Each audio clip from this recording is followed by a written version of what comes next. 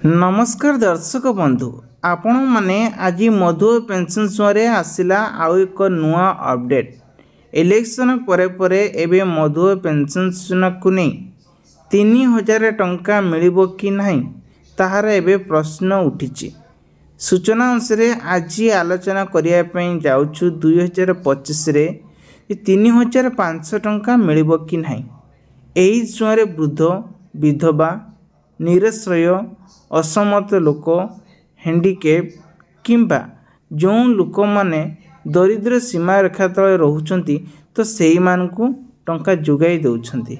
तो केउ मानकु मिलुची देखंतु आपण मानकु मु कहि दउची 2025 रे नुआ अपडेट अनुଯାयी जहाँकि लागू मध्य करिसंती। देखंतु बयस हिसाब रे 60 रु ने 59 बयस होइतिले 1000 टंका मासक मिलुची। बयस 80 वर्ष ऊपर होइतिले 1200 टंका प्रति मास मिलुची। असमर्थ नहीं कि 40% रु अधिक होइतिले 1000 टंका मिलिबो। विधवा बा निराश्रय महिला माने 1000 टंका पाइबे एवं ट्रांजेक्शन जो माने हैंडिकेप अछंती तो से मानकु मध्य मिलिबो 1000 टंका मिलिबो। तेबे एही टंका प्रति मास 15 तारिख दिन सीधा सक डेबिट माध्यम रे आपनक खाता को पठा जाए। किंतु प्रश्न उठी जदि आमे आवेदन करिबा ताहले एबे आवेदन केमिति करिबा ना आपनकर एही सब डॉक्यूमेंट निहाती भाबरे लागिबो। जदि आपनकर भूल होई थाए ताहले आपण मानकु आवेदन करि परिबे नहीं।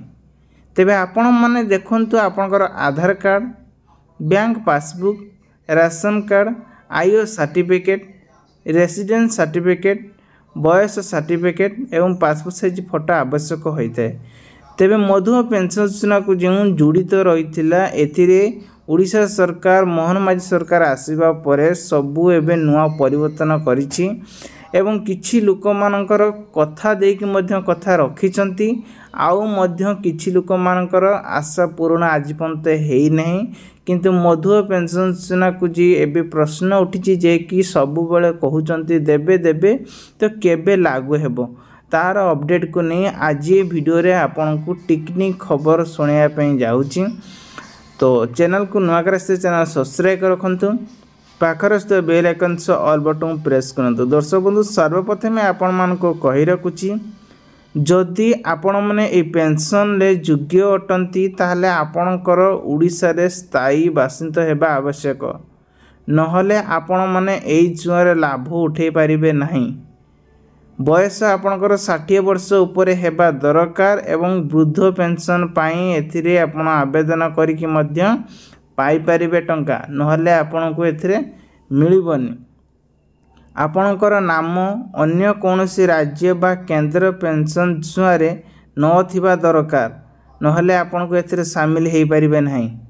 ता सहित घरर वार्षिक आय 60,000 टंका रु कम हेबा उचित एवं विधवा निराश्रय असमर्थ एवं ट्रांजेक्शन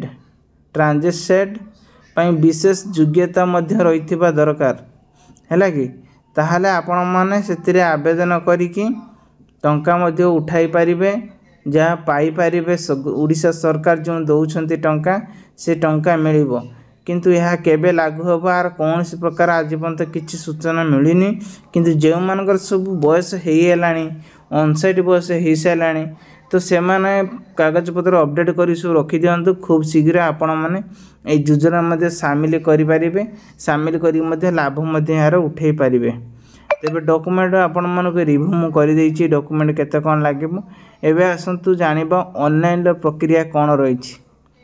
आपण मानको दुईटा सुविधा मिलिबो ऑफलाइन आउट हैला आपणकर रहिछि ऑनलाइन। जदि आपण ऑनलाइन जाउछंती निज फोन ले ताहले आपण मानकु ए वेबसाइट माध्यम जे पय पडिबो। वेबसाइट होछि ssep.gov.in एथिरे आपण मानकु जाय कि अप्लाई फॉर मधु पेंशन योजना ऊपर क्लिक करंतु नुआ रजिस्ट्रेशन करंतु समस्त तथ्य बा नाम ठिकाना बयस ବ୍ୟାଙ୍କର ତଥ୍ୟ ଆବଶ୍ୟକ ପଡ଼ିଲେ ଡକ୍ୟୁମେଣ୍ଟକୁ ଅପଲୋଡ଼ କରନ୍ତୁ।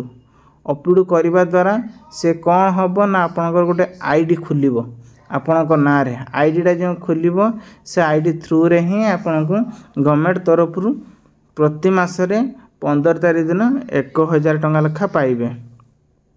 ଆଚ୍ଛା, ଏଥିରେ ଷ୍ଟାଟସ୍ କେମିତି ଚେକ୍ କରିବେ? ତା ପାଇଁ ସେଇ ୱେବସାଇଟ୍ରେ ଯାଇକି ଟ୍ରାକ୍ ଆପ୍ଲିକେସନ୍ ଷ୍ଟାଟସ୍ ଲେଖା ହେଇଥିବ, ତା ଉପରେ କ୍ଲିକ୍ କରନ୍ତୁ। ଆପଣଙ୍କ ଆପ୍ଲିକେସନ୍ ଆଇଡ଼ି ଦିଅନ୍ତୁ ଆଉ ଆପଣମାନେ ପେନ୍ସନ୍ ଅନୁମିତ ହେଲା କି ନାହିଁ, କି ଆପଣଙ୍କ ପେନ୍ସନ୍ କେବେ ପାଇବେ ତା ବାୟୋଡାଟା ସେଠି ଆପଣମାନଙ୍କୁ ମିଳିବ। ତାପରେ ଆସନ୍ତୁ, ଏବେ ଯେଉଁ 2025ରେ ନୂଆ ନିୟମ ଲାଗିଛି ଯେ 2025ରେ 1 ଲକ୍ଷ ନାମ ଯୋଗ୍ୟ ହେବାର ଘୋଷଣା ମଧ୍ୟ ହୋଇସାରିଲାଣି। ଡେବିଟ୍ ପେମେଣ୍ଟ ସିଷ୍ଟମ୍ ସମସ୍ତ ଜିଲ୍ଲାରେ ଏବେ 100% ମଧ୍ୟ ହୋଇସାରିଛି। ସମସ୍ତ ପେନ୍ସନ୍ କାର୍ଡ଼ ଆସୁଛି, ଯାହାଦ୍ୱାରା ବ୍ୟାଙ୍କରେ ଗ୍ରାମୀଣ ପଞ୍ଚାୟତ ଦୁଇଠାରେ ଏବେ ପେମେଣ୍ଟ ହେବ ବୋଲି ସୂଚନା ମଧ୍ୟ ମିଳିଛି। ଏବଂ ନୂଆ ନିୟମ ଅନୁସାରେ 3500 ଟଙ୍କା ପେନ୍ସନ୍ ପ୍ରମୋସନାଲ୍ ଆସୁଛି। ଯଦି ସ୍ୱୀକୃତି ହେଲା ତାହେଲେ ଖୁବ୍ ଶୀଘ୍ର ମଧ୍ୟ ଏହାକୁ ମିଳିବ। ଏଥିରେ ଆପଣମାନେ ଆଉ କିଛି ଭାବିବାର ନାହିଁ। ତେଣୁ ଆପଣ ଯଦି ଚାହୁଁଛନ୍ତି ତାହେଲେ ସପୋର୍ଟ କରନ୍ତୁ, ନିଶ୍ଚିତ ଭାବରେ ମିଳିବ।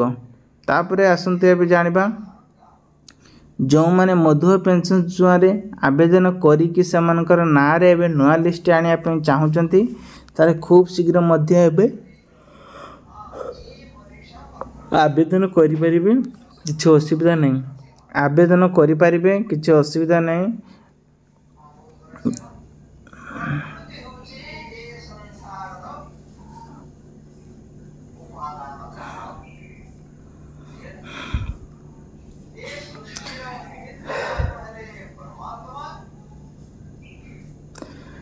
ଦେଖନ୍ତୁ, ମଧୁଆ ପେନ୍ସନ୍ ଯୋଜନା ଏମିତି ଏକ ଯୋଜନା ଯେଉଁମାନେ ବୃଦ୍ଧ ଅଛନ୍ତି, କିଛି ଆମର ଏଇ ପୂର୍ବରୁ ଯେମିତି ସରକାର ଥିଲେ, ନବୀନ ସରକାର ଥିଲେ, ନବୀନ ସରକାର ପରେ ପରେ ପୁଣି 5 ବର୍ଷ ପାଇଁ ଆସିଛନ୍ତି ଏବେ ମୋହନ ମାଝୀ ସରକାର। ସେ କହିଥିଲେ ଯେ କି ଯେଉଁ କାମ ସିଏ ଛାଡ଼ି ଦେଇଛନ୍ତି ମୁଁ ପୁରା କମ୍ପ୍ଲିଟ୍ କରିବି, ଏମିତି କହିଥିଲେ। ତ ଆଜି ପର୍ଯ୍ୟନ୍ତ ବି ସେ କାମ ଆଜି ପର୍ଯ୍ୟନ୍ତ କମ୍ପ୍ଲିଟ୍ ହେଉନି। ତ ଯାହା ବି ହେଲେ ବି ମଧୁଆ ପେନ୍ସନ୍ ଯୋଜନାରେ ଯେଉଁମାନେ ସବୁ କ୍ୱେଶ୍ଚନ୍ କରୁଛନ୍ତି ଯେ ଆପଣ ପ୍ରତ୍ୟେକ ଦିନେ ହିଁ କଥା ଦେଉଛନ୍ତି କାହିଁକି 3500 ଟଙ୍କା ଲେଖା ବଢ଼ୁନି, ଏହାର ମୁଖ୍ୟ କାରଣ ହେଉଛି ଯେଉଁମାନଙ୍କର ନାଁ ନାହିଁ ତ ସେମାନଙ୍କୁ କ'ଣ ପାଇଁ ଦେବେ? କାହିଁକି ନା ଏବେ ତ ବହୁତ କମ୍ ବୟସରେ ଲୋକମାନେ ମରିଯାଉଛନ୍ତି, ତ ସେଥିପାଇଁ ସେମାନଙ୍କୁ ଭେରିଫାଏ କରିବା ପାଇଁ ପଡ଼ୁଛି। ତ ଭେରିଫାଏରେ ସେମାନଙ୍କର ନାମ ଯଦି ଆପଣଙ୍କ ଲିଷ୍ଟରେ ଆସିବ, ସେ ଇନକ୍ୱାରି କରିବେ ଯେ ଆଙ୍କର କେଉଁଠି ଟ୍ରାଞ୍ଜାକ୍ସନ୍ ହେଉଛି, କେଉଁଠି ଟ୍ରାଞ୍ଜାକ୍ସନ୍ ହେଉନି, ତାହେଲେ ଏଇଟା କନଫର୍ମ ହେବ ଯେ ତ ସେମାନଙ୍କୁ ମିଳିବ କି ନାହିଁ। ଏହିସବୁ କ୍ଷେତ୍ରକୁ ଲକ୍ଷ୍ୟ କରିକି ତ ତେଣୁକରି ସେ 3500 ଟଙ୍କା ଦେବା ପାଇଁ ସେ ଆଗଉଛନ୍ତି ଯେତିକି ପଛଉଛନ୍ତି ସେତିକି। କାହିଁକି ନା ମୁଁ ଯେଟା କାଲକୁଲେସନ୍ ଅନୁଯାୟୀ ଭାବୁଛି ଆଜିକାଲି ଦୁନିଆରେ ଏମିତି ହେଉଛି। ତେଣୁକରି ଯଦି ଏଇଭଳି ତାଙ୍କର ଅପସନ୍ ମାଇଣ୍ଡରେ ଚାଲିଥିବ ତାହେଲେ ଆପଣଙ୍କୁ ଟଙ୍କାଟା ପାଇପାରିବେ ନାହିଁ। ଫେର୍ ବି ଆଜି ଡିଟେଲ୍ସ ଆପଣମାନଙ୍କୁ ବୁଝିବା ପାଇଁ ଚାହୁଁଛି ଆକ୍ଚୁଆଲି କିଏ କିଏ ସବୁ ଟଙ୍କା ପାଇବ। ତ ଭିଡ଼ିଓ ପ୍ରଥମ ଦେଖି ରଖନ୍ତୁ, ସମ୍ପୂର୍ଣ୍ଣ ଖବର ଗୁଡ଼ିକ ଆପଣଙ୍କ ପାଖରେ ଆଜି ପହଞ୍ଚି ପାରିବ।